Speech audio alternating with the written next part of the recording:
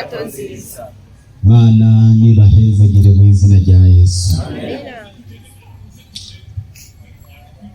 Kuri uyu munsi uri hejuru, nkuko namwe mubibonesha amaso, ni isabato nini ku ishengero ry'Imana ku isi yose, no muri iyi zone ya mbere mu rwaruka rw'ishengero ry'Abadiventiste munsi w'indwi.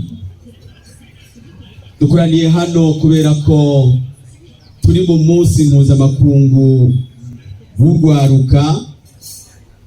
Twakoranijwe no gusenga, twakoranijwe no gukora ibikorwa byiza, ibikorwa byo kuramira ubuzima, ibikorwa byo gufasha ubuzima. Rero uyu munsi hakorwa ibikorwa byinshi cyane.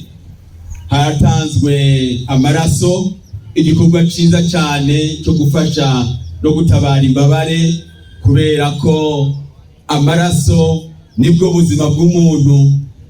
Hari abarwara bakagira ingorane zo gukama amaraso, bigakenerwa yuko babaha ayandi maraso. Ariko kandi si ibyo gusa, hari abo bagirira operation mu kugira operation bagatakaza amaraso, bigakenerwa yuko bongerezwa ayandi. Tubashimire kuri mwebwe mwese mwakoze icyo gikorwa. Imana nibahezagire cyane. Ariko kandi iruhande y'ivyo haraza gutanga imfashanyo zitandukanye ku bantu bagowe, na cyane cyane impunzi zavuye hariya mu gihugu cy'Kongo zahungiye mu gihugu cyacu. Bana b'Imana, reka ndabashimire kandi ndabakeze kubihambaye mwakoze, kuba mwatanze uburyo bwanyu, ibintu byanyu byari kubakenura ariko mukabitanga kugira ngo bifashe abo bashiki bacu na bene wacu bavuye i Kongo. Imana nibahezagire. Ega nitegeka Imana yari yaratanze ngo inyambukira iri wanyu muyitwararike, inyambukira iri wanyu muyitwararike. None kuba mwakoze icyo gikorwa, mwakurikije itegeko ry'Imana, Imana nibahezagire mu izina rya Yesu.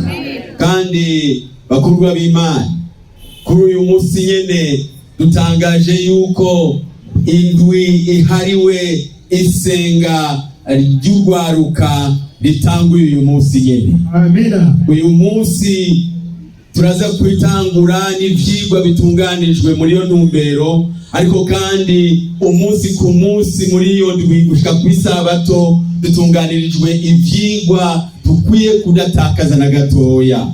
Iyi ndwi tuzoyijamwo mu civugo kivuga ngo gusabikanya biciye mu bikorwa. Haleluya.